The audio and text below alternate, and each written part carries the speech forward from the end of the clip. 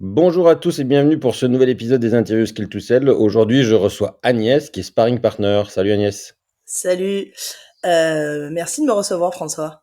Eh ben écoute avec plaisir. Je te propose comme on fait une partie de travail qui se ressemble beaucoup. Exactement. J'ai choisi de t'inviter pour que tu nous parles de ce métier qu'est le sparring partner et comment on accompagne les dirigeants et quelles sont les grandes différences qu'on va retrouver avec d'autres métiers. Et donc du coup, écoute, je te commence par t'essayer de présenter et nous parler un peu de ton parcours. Ça marche. Bah écoute, donc moi j'ai 47 ans. J'ai commencé mon parcours en agence de communication où j'ai mené essentiellement des activités de new business. J'étais systématiquement au sein des services new business, voire à la tête des services new business de grandes agences parisiennes. Où j'ai eu je dirais cette particularité de changer de sujet toutes les 3 semaines. Hein. Toutes les 3 semaines, il y a une nouvelle compétition, on absorbe un nouveau secteur, des nouvelles problématiques, marketing com, mais aussi des nouvelles problématiques d'entreprise. Ça m'a donné envie d'ouvrir ma propre entreprise. Et en 2014, j'ai monté avec deux associés une société de direction marketing et digital à temps partagé qui est devenue un groupe ensuite. Initialement, il y avait la direction des systèmes d'information, de la DAF, de la DRH à temps partagé. J'ai commencé à travailler avec des dirigeants de PME et ETI pour venir structurer leur leur service marketing en l'occurrence. Moi, je m'occupais de ça.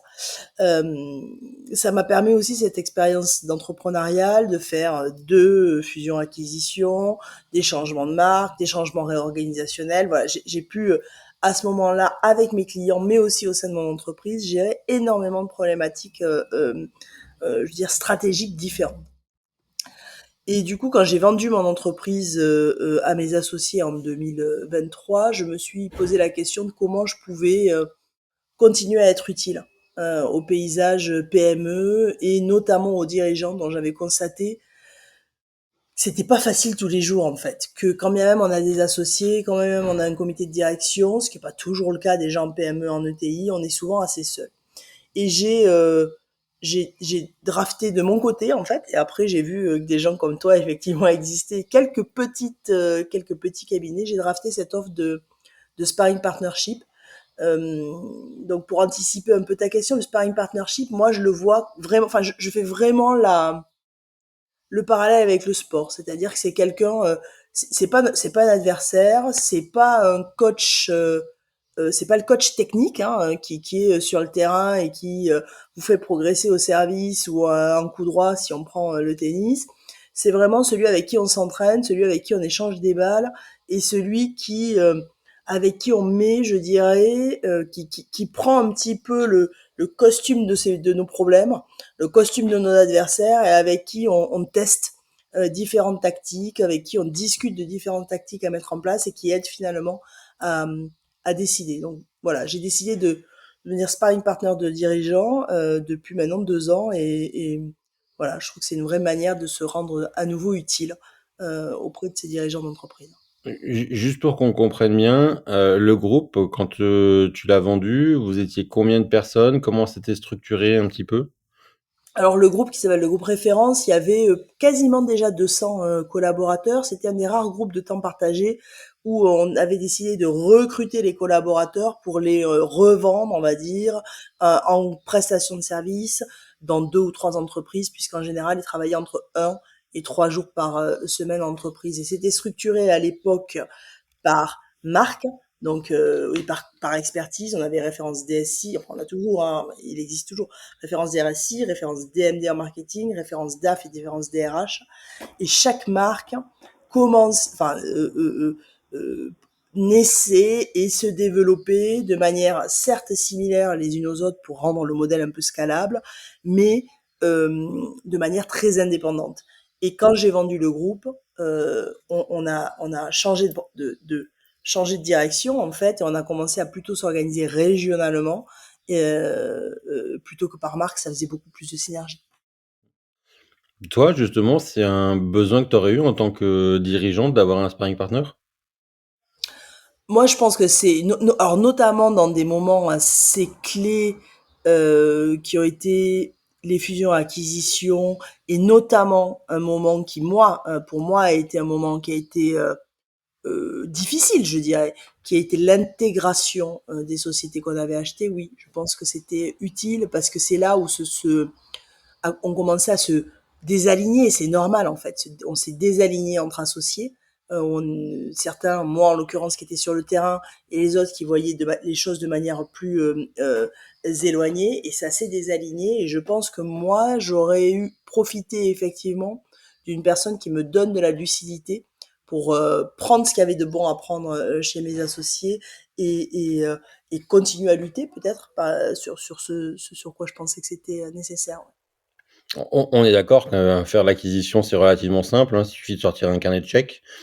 L'intégration, c'est un autre challenge. Bon, alors, je suis un peu plus nuancée que toi sur l'acquisition. Je pense que c'est effectivement sortir un carnet de chèques, mais il s'agit de pas acheter à n'importe quel prix, point. Un point. Et puis, deuxième point, je crois qu'un des grandes aides, et d'ailleurs le sparring partnership, moi j'aide pas mal mes clients sur ça. Le deuxième grand point de l'acquisition, c'est cette vision, c'est de projeter sur une histoire commune et donc de décrire et de savoir formaliser cette histoire commune qui est souvent très ressentie par les dirigeants, mais pas forcément très simple à exprimer. Je crois que cette capacité à l'exprimer, c'est le deuxième point fort de l'acquisition. Mais tu as raison, c'est vraiment le début de l'aventure. L'aventure d'intégration, c'est là où on découvre à la fois les choses, peut-être les faiblesses de l'entreprise qu'on a achetée qu'on n'avait pas imaginé, mais aussi ses forces en fait, hein, sur lesquelles on n'avait pas imaginé les choses se dérouler de cette matière-là. Donc oui, l'intégration, pour moi, c'est un moment où il faut être extrêmement agile, extrêmement capable de changer de tactique au milieu, tout en gardant une vision claire. Pour toi, du coup, aujourd'hui, vis-à-vis de tes clients, comment tu leur vends le fait de faire appel à un sparring partner? Euh, j'ai beaucoup, très honnêtement, j'ai beaucoup tâtonné. En tant que jungienne affirmée, j'ai commencé à me dire que tout le monde avait besoin d'un psy au quotidien et donc que c'était hygiénique et que je pensais que du coup les dirigeants avaient besoin de ça aussi tant le monde avançait vite et tant les incertitudes étaient grandes. Bon, je crois pas que ça ait été le meilleur argument que j'ai pu mettre sur la table, même si j'y crois fondamentalement et je pense que c'est ce qui fera que ça deviendra quelque chose assez standard finalement dans l'accompagnement des dirigeants. Non, vraiment, je crois que ce qui résonne chez eux, c'est cette dimension à la fois de prise de recul dont ils ont besoin et qui peuvent régulièrement avoir avec un coach, et à la fois de d'action. C'est-à-dire qu'on prend le sujet pas uniquement sur leur introspection, comme pourrait le faire un coach, hein, et je juge pas. Je pense que les dirigeants ont besoin de profils qui sont différents en fonction de leur propre profil.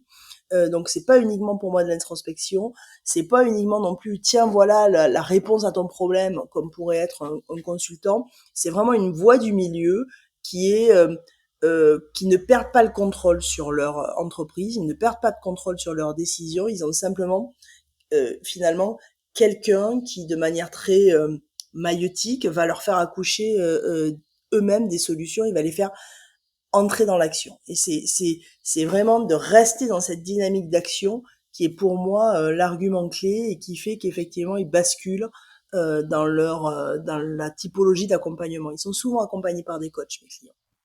Moi, je dis souvent, c'est que le coach fait réfléchir, le consultant fait, et le sparring partner fait avec. Il fait avec, absolument, et il fait agir. Je dirais, il Ouais. fait avec et il fait agir, et il fait agir en optimisation continue. C'est ça ce que j'aime aussi dans le sparring partner, c'est que moi je suis très test and learn, c'est-à-dire bon bah voilà, on trouve une solution, on la met en place. Parfois l'exécution on l'a pas bien faite, et ben on la bouge, on l'optimise, on revisse un petit peu les endroits où il faut revisser pour que le résultat soit là. Toi, quels sont les sujets que tu abordes le plus avec tes clients? Alors moi je crois que évidemment de par ma nature j'ai beaucoup de sujets qui sont autour de la structuration des marques et de la croissance parce que je viens de là. Donc ça a été des sujets sur lesquels j'ai été assez naturellement beaucoup sollicitée.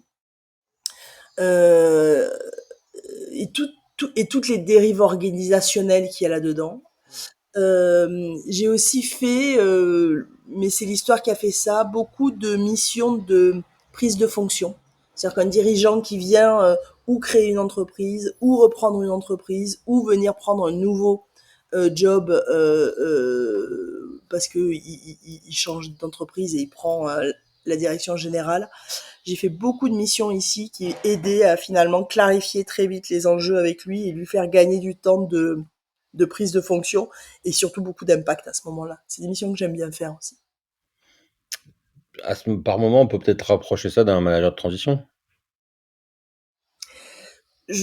Je, alors dans la forme non, enfin pas chez moi en tout cas parce que je suis plutôt sur des sessions de travail qui sont assez courtes et surtout pas une sorte de full time effectivement qui viendrait vraiment complètement backuper sur un projet un dirigeant. Par contre, là où je suis d'accord avec toi, c'est que moi, j'ai des missions de sparring partner, donc ils vont être vraiment dans la définition de la stratégie ou dans l'aide à la définition de la stratégie, plus exactement, pour reprendre ton point de on fait avec, qui se transforme en émission que j'appelle moi de chief of staff ou de bras Mm. droit, Ouais. alors très souvent à temps partagé, pour mettre en œuvre un projet. Et alors là, je suis complètement dans un projet stratégique, et là, je suis complètement d'accord, ça ressemble à du management de transition.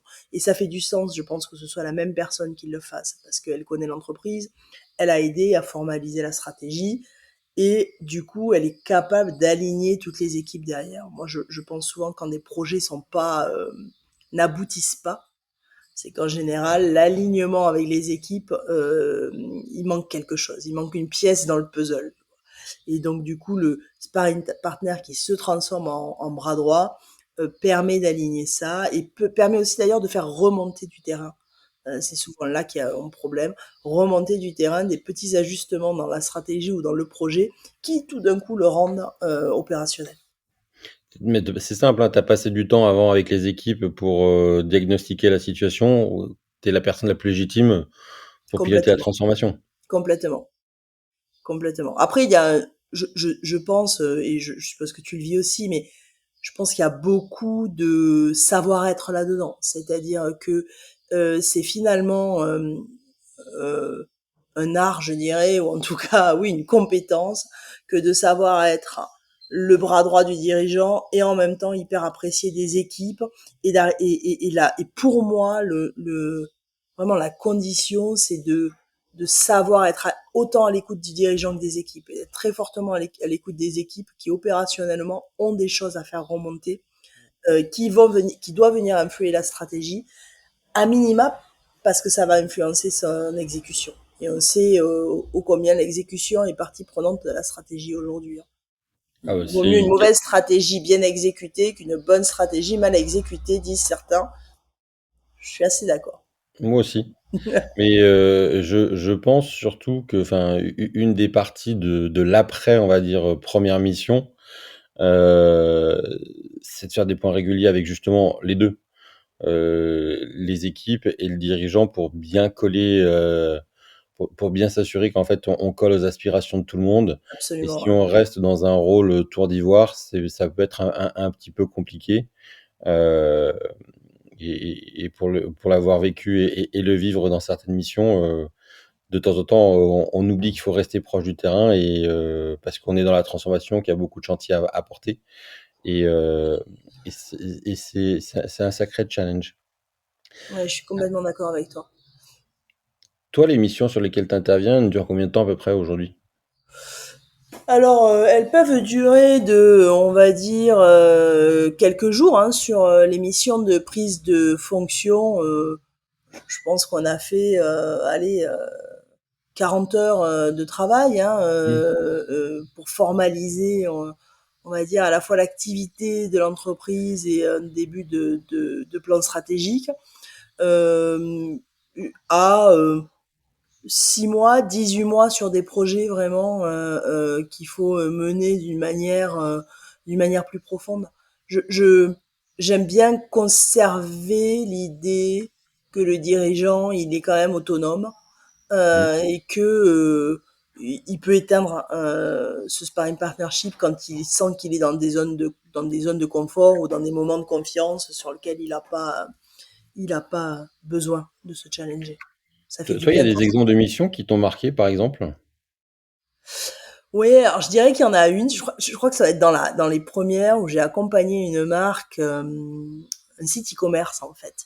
Donc il faisait vraiment du négoce, hein, de l'achat-vente de, de produits. Et le patron m'appelle et il me dit, il faut que tu m'aides parce que je vais créer une marque, moi, que je vais produire et que je vais vendre sur mon site, évidemment, mais que je vais vendre à tous les sites internet du marché qui voudront bien me l'acheter. Et connaissant mon savoir-faire, on va dire, en marketing et communication, puisqu'il m'avait connu chez Référence DMD, très vite, quand j'ai creusé le besoin qu'il avait avec lui, c'était un besoin de créer la marque, quoi. Bah, vraiment d'une manière, un logo, un storytelling. Et cette mission, elle a été assez intéressante parce que moi, j'aurais très bien pu le prendre par un prisme consultant en marketing. Et je lui ai dit non, je pense que tu as vraiment besoin qu'on se pose la question de comment cette marque va devenir une business unit finalement dans ton entreprise et tout ce que ça suppose derrière. Et en fait, assez rapidement, ça lui a permis et ça nous a permis de faire émerger plein de transformations qu'il n'avait pas anticipées. Je m'explique. Euh, Première transformation, effectivement, il avait raison, il fallait créer une marque. Tu crées pas une marque d'un produit national, on va dire, comme tu crées une marque de distributeur. Derrière, c'est pas la même logistique. T'envoies des palettes, t'envoies des paquets. Derrière, c'est pas le même marketing. Créer du trafic sur un site e-commerce, c'est pas faire connaître une marque que vont vendre Danone. Il fait pas de trafic sur une marque e-commerce. Par contre, ils vendent des yaourts. C'est pas les mêmes campagnes, c'est pas les mêmes investissements, c'est même pas les mêmes compétences en équipe marketing. Et donc, il a pris conscience en fait que c'était tout un changement, pas tant marketing qu'organisationnel dans sa boîte. Et ça a mené à complètement transformer l'organisation, à venir, d'ailleurs c'était vachement intéressant parce qu'il avait fait des rachats, à venir clairement identifier parmi les acteurs qu'il avait rachetés qui avait le potentiel de devenir le patron d'une marque nationale, qui avait le potentiel et l'envie, hein, je parle de potentiel mais d'envie de devenir euh, le patron d'un distributeur. Et ça a éclairci énormément de choses quant à l'avenir de l'entreprise. Hyper intéressant. On s'attendait pas à ça. Est-ce qu'il y a comment dire, des remarques ou des réflexions que tu vois souvent chez tes clients après le recours à un sparring partner pendant quelque temps? Mis à part qu'ils s'en rendaient pas compte qu'il y aurait eu il y aurait autant de travail. Euh, je dirais que la première, au début, parfois, c'est un peu frustrant. Parfois, en fait, ils se disent merde, en fait, j'ai ouvert la boîte de Pandore. Et en fait, assez rapidement, comme c'est une méthodologie très agile, assez rapidement, ils se rendent compte que finalement, ça leur fait avoir une vision 360 des sujets qui beaucoup plus vite que ce qu'ils avaient imaginé. Donc c'est vraiment ça, c'est vraiment ce truc en disant oh, j'aurais pas cru que ça avait autant de ramifications ce projet-là. Et du coup merci parce qu'on les a anticipés. C'est vraiment cette logique d'anticipation qui revient beaucoup chez mes clients. On sait que les clients aiment le changement et que le changement soit rapide. Toi, comment tu sais que tu fais bien ton travail sans que ton client s'en rende compte vraiment tout de suite parce qu'il n'y a pas forcément les résultats? Ouais, c'est ça, c'est la frustration dont je parlais. C'est au début, ils se disent, waouh, en fait, c'est compliqué. Euh, Moi, je suis très adepte des petits pas. C'est-à-dire que notamment notamment en PME. Donc d'abord, je travaille pas mal comme un chief of staff avec des OKR, hein, une méthodologie qui permet de se donner des objectifs, mais avec des résultats assez court terme. Et donc du coup, on essaye d'engranger des résultats positifs, d'engranger j'ai checké ça, c'est acté, j'ai réussi. Donc ce que j'appelle moi des petits succès. Euh, Deuxième point qui pour moi est vraiment important, c'est d'essayer de qualifier. Je sais pas trop la mesurer. Je me sers beaucoup des équipes de qualifier la dynamique. C'est-à-dire qu'en fait moi, ce qui m'intéresse, c'est les logiques de dynamique. C'est-à-dire que si on est passé à l'action, si on a des signaux qui disent que euh, quelque part les gens se sont emparés des choses dans les équipes, j'essaye de valoriser ça le plus possible parce que c'est là qui fait que le changement, on peut le décréter, mais en fait, il faut qu'il se mette en œuvre. Et c'est sur ça que j'essaye de travailler et de montrer que oui, il y a des résultats et qu'en fait, maintenant, il faut être patient et que on va y arriver. Bon, on sait que c'est pas forcément facile de faire évoluer les mentalités.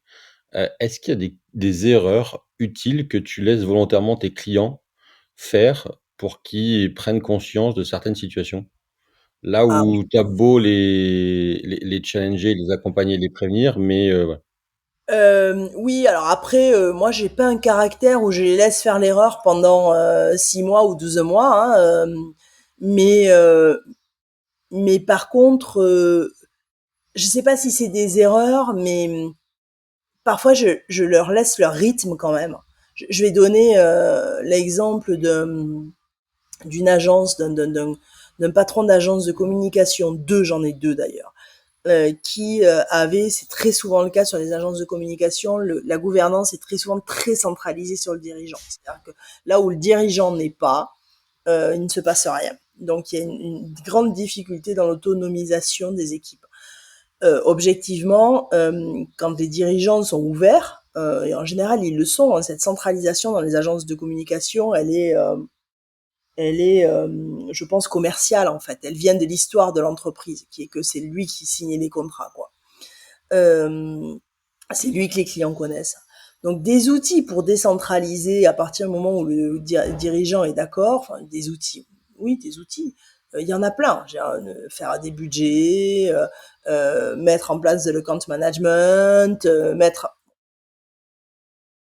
ça marche toujours, on les met en place.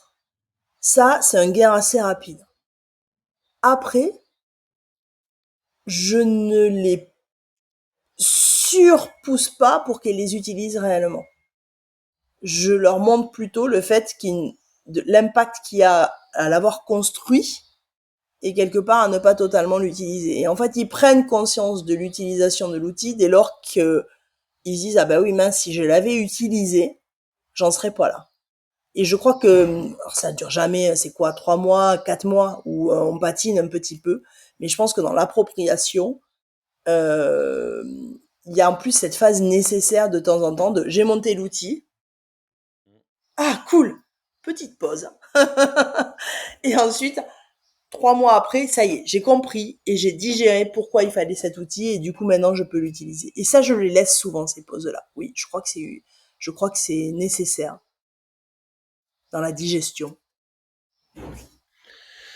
Quel est pour toi, du coup, dans un monde où le dirigeant est hyper sollicité, il est hyper sollicité par ses salariés, par ses actionnaires et tout, heu, est-ce qu'il y a, 1 ou 2 fonctions où, ou au contraire, justement, le sparring partner ne doit pas se positionner, malgré la sollicitation qu'il peut avoir de son client. Alors déjà, mais je pense qu'il y en a plein en fait. Enfin, je sais pas ce que tu entends par fonction, si c'est des fonctions, des expertises ou des fonctions de l'entreprise. Euh, Déjà, c'est pas un expert de tout le sparring partner, hein. Donc moi, c'est pas rare que une fois qu'on a identifié le projet, le problème ou oui, le sujet à régler, bah, la réponse du sparring partner ou ma réponse soit de dire prends tel expert pour t'aider là-dedans parce que moi, mon expertise s'arrête là en fait, quoi. Donc, je reprends ce retailer.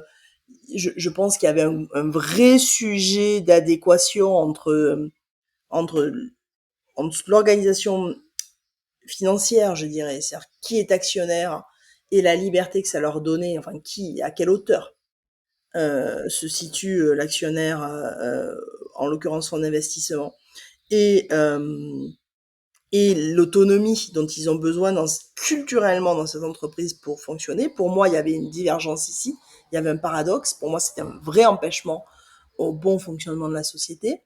Je veux dire, c'est pas moi qui vais l'accompagner dans la redéfinition de comment il va modifier suffisamment son actionnariat pour retrouver l'autonomie.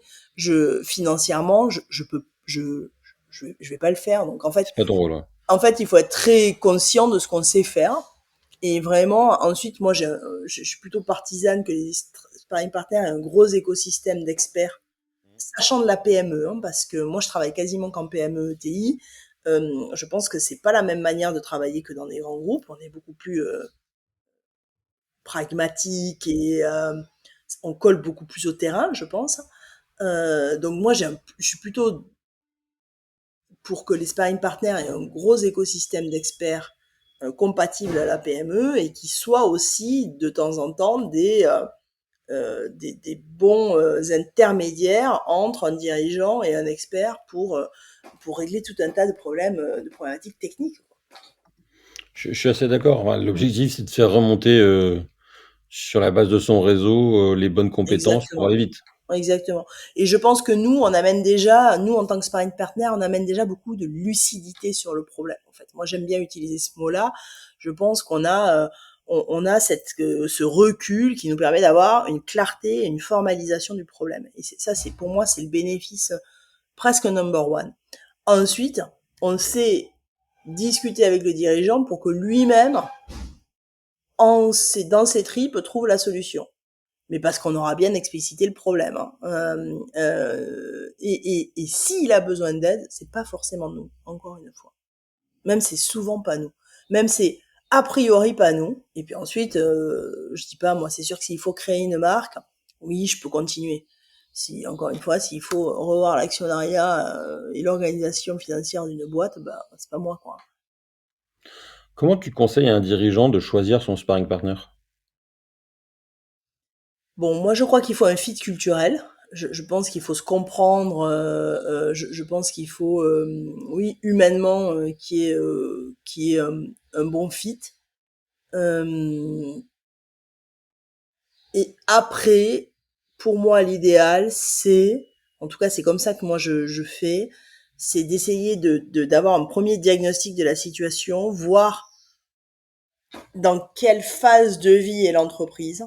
Est-ce qu'elle est à sa création? Est-ce qu'elle est à un moment de transformation plutôt technologique? Est-ce qu'elle est à un moment d'internationalisation? Est-ce qu'elle est à un moment dans sa croissance? Où est-ce qu'elle en est? Ou dans son redressement, hein, parce que parfois c'est des problématiques de redressement, et de plutôt du coup aller vers un sparring partner qui a déjà eu. Moi, j'ai que des pairs, hein, c'est que des anciens dirigeants d'entreprise pour moi dans mon écosystème de sparring partner en tout cas, et du coup d'aller plutôt vers celui qui a déjà effectivement eu cette expérience là, quoi. C'est quel est le besoin cœur? Où est-ce qu'elle en est l'entreprise dans son cycle de vie? Par exemple, moi, je vais te donner un exemple. Moi, hein, que ça soit dans le démarrage, dans des phases de croissance et de structuration de la croissance, donc ça va jusqu'à effectivement des rachats d'entreprises, des choses comme ça. Ça, moi, je sais que j'ai cette énergie et cette structure-là dans des phases de redressement ou dans des phases d'internationalisation, qui est quand même encore très spécifique. Moi, j'ai pas vécu ça. Donc, je dirais plutôt et j'orienterais plutôt vers d'autres personnes. On est d'accord. Restez là dans ce qu'on sait faire. Et bah, c'est ça. Je crois que c'est ce qu'il y a de formidable avec ce métier, c'est que ça nous permet bon, en fonction de nos personnalités évidemment, mais ça nous permet de nous concentrer sur une grande zone je dirais pas de confort, mais une grande zone de savoir-faire. Cette capacité à prendre du recul, à reformuler et à éclairer un plan d'action, Euh, Moi, c'est ce que je sais faire. Euh, donc, il faut rester là-dedans et il faut le rester dans le sujet sur lequel on est à l'aise et on sait faire, notamment cette reformulation. J'insiste beaucoup sur ça. Et est-ce que du coup, il y a des profils de dirigeants qui se prêtent plus, qui sont plus réceptifs à cette approche pour toi? Bah, pour moi, il y a un prérequis dans les dirigeants, c'est que il faut, et je dis pas que c'est facile, hein, il faut accepter euh, d'av- d'avoir certaines limites. Il faut accepter qu'il y a des problèmes sur lesquels on a besoin effectivement de partager. Je crois que c'est très facile, et on le voit dans les clubs de pairs d'ailleurs, et très utile de partager les succès, parce que je pense que c'est un boost de confiance, d'énergie, et honnêtement, en tant que dirigeant, on en a besoin tous les jours d'énergie pour y aller. C'est plus difficile d'accepter de partager les endroits où ça coince, quoi. Donc c'est un prérequis. Donc il faut effectivement un dirigeant qui a déjà peut-être appris de ses erreurs, qui a peut-être déjà foiré, parce que tout seul, et qui du coup s'est dit plus jamais, quoi. Voilà. Et à partir de ce moment-là, euh, je crois qu'il y a il y a une capacité à écouter un feedback et à co-construire en fait. Mais il faut vouloir co-construire. C'est sûr que les dirigeants qui se sont déjà pris un mur ont plus facilement la capacité à aller écouter les autres. Oui, je crois que Euh, c'est culturel aussi. Moi, pour beaucoup travailler avec l'Espagne, la co-construction et le feedback, même chez les très jeunes, n'est pas un problème. Là où je trouve, en tout cas si moi je me projette jeune, j'avais plus de mal à co-construire, à accepter le feedback. Et je crois qu'en France, on a un peu plus de mal. Je sais pas pourquoi. Est-ce que, avant de passer dans la dernière partie de ce podcast, il y a des problèmes chez tes clients que tu choisis volontairement d'ignorer? Non, moi ça c'est pas trop mon style, hein. Moi, je sais qu'il y a des problèmes souvent parce que par moment, tu as un mélange un peu de pro et de perso. Que le perso, ça reste du perso. Même si je considère qu'on n'a qu'une seule vie, mais à un moment ou à un autre, faut pas aller non plus dans des domaines trop intimes. Non, non, oui, ouais, ouais, non. Ok, c'est pas des problèmes d'entreprise, des problèmes du dirigeant. Oui, oui. Moi, je rentre pas dans le. Je peux montrer qu'il y a une dynamique, je dirais négative, s'il y a des problèmes perso. Je peux plutôt aussi dire et inciter les dirigeants à une certaine hygiène de vie. Je dis pas qu'il faut être ascète hein, quand on est entrepreneur, pas du tout. Moi-même, je ne le suis pas, mais je pense qu'il y a besoin de. Je pense qu'un dirigeant, le pousser un peu à faire du sport, le pousser à sortir, le pousser à s'arrêter, le pousser à prendre des vacances, ça, je peux le faire si je sens que c'est nécessaire. Et l'autre point que je peux faire, c'est le. Moi, j'ai une certitude que j'ai pu observer, ça m'est jamais arrivé par bonheur, mais autour de moi, c'est que je pense que même quand on est dirigeant, si on est en suradaptation par rapport à ce qu'on sait réellement faire et si on est du coup désaligné avec nos fortes compétences, on va au burn-out en fait. Donc pour ça, je n'ignore pas ces désalignements. C'est-à-dire, je vais toujours pousser le dirigeant à être sur ces zones de, d'impact les plus forts, quoi. Ça, c'est, quitte à réorganiser dessous. Et c'est un vrai, ça, je pense que c'est un des vrais boulots, malgré tout, qu'on fait au fur et à mesure des questions auxquelles on peut répondre. Après, oui, je vais pas dans le, enfin, sauf s'il y a une relation d'amitié et ça peut arriver, hein, qui se crée par ailleurs, mais quelque part, on prend une autre casquette, quoi. Je suis d'accord. On va rentrer dans la dernière partie qui est le Ouais. petit quiz des improbables. Ah, mince. Alors, je rappelle la règle, tu as droit à un joker. Les gens ne l'utilisent pas forcément. Il y a combien de questions? Oh, ça dépend. Ah, merde. Est-ce que tu es plutôt thé ou café? Café. Combien t'en prends par jour? Déjà, je peux pas sortir de chez moi sans un café. J'en prends 5. Ah, ça commence à être dans la moyenne haute. Ah ouais. 3 le matin et 2 l'après-midi, on va dire. Mais jamais après 16 heures. Ouais. Ah, ça va, t'es raisonnable. Quel est ton mot préféré? Mon mot. Conviction, je crois. Pourquoi? Parce que même si on a le droit d'en changer, parce que comme je dis, il y a que les cons qui changent pas d'avis, je pense que ça donne l'énergie d'avancer. Si tu pouvais être le sparring partner d'un super-héros, quel super-héros choisirais-tu? Ou d'un héros de film? Alors moi, je suis, alors c'est marrant. Attends, est-ce que je vais trouver je crois merde, comment elle s'appelait? Clarice Starling dans le Silence des agneaux. J'aime beaucoup les anti-héros en fait. Je suis pas très super-héros. J'aime beaucoup les héros plus low profile, paradoxalement. Ceux qui sont plus dans l'influence. Quelle est la chanson qui te donne la pêche à chaque fois que tu l'écoutes? Ah, c'est forcément une chanson espagnole. Euh, Que Felicidad, Maria Jiménez, un peu pointu. Ouais. Quel est le plat le plus bizarre que tu aies mangé lors d'un déjeuner d'affaires? Ah, le plat le plus bizarre. Je suis pas très adepte des plats très bizarres, hein.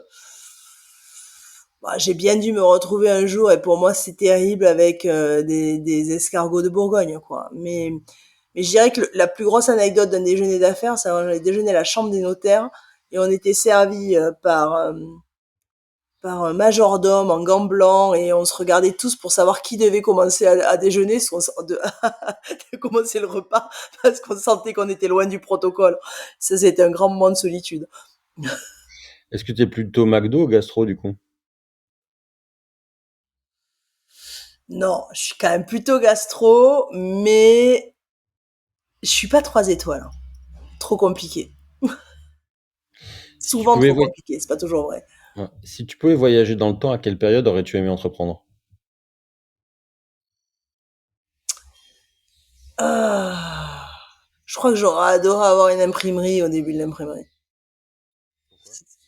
Bah parce que je trouve que c'était une mission d'entreprise absolument géniale que d'amener cette connaissance en fait quoi. Et en plus il devait y avoir plein de conneries dans les bouquins. Et je pense qu'on pouvait Bah, on le pouvait le cacher des 1er trucs assez drôles.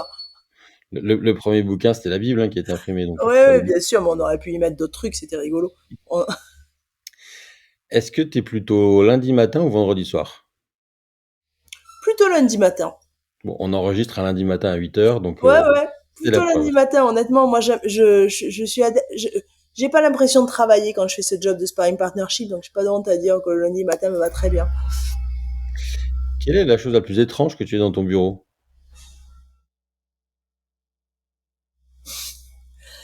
Un capote de corrida. Ah. On se refait pas. Ouais, voilà.